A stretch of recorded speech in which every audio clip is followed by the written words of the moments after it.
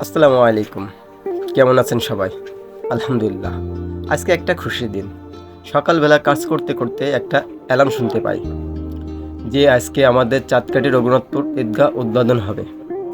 ৩৮ বছরের আমরা সবাই ঈদগাহে নামাজ পড়তে পারি না।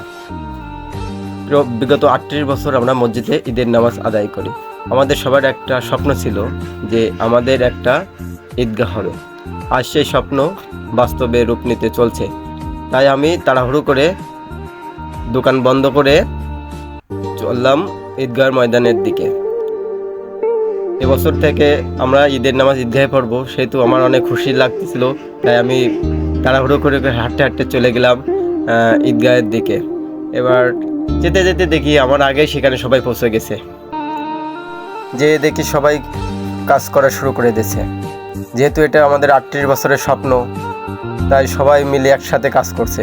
কেউ আজ আর বাসায় বসে নেই, সবাই এখানে হাজির আমাদের ঈদগাহ ময়দানে। সবাই কাজ করছে আর তাকবীর দিচ্ছে। সবাই অনেক খুশি, কারণ একটাই, আজকে আমাদের ৩৮ বছরের স্বপ্ন পূরণ হতে যাচ্ছে।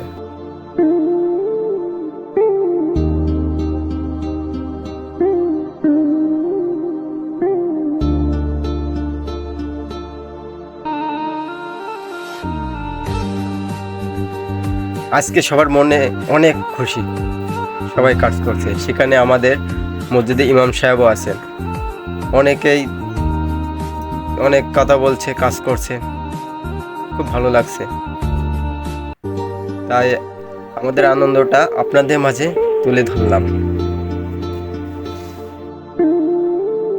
সবাই আমাদের জন্য দোয়া করবেন, যাতে আমাদের ঈদগাহটা পরিপূর্ণভাবে সফলতার মাধ্যমে শেষ হতে পারে।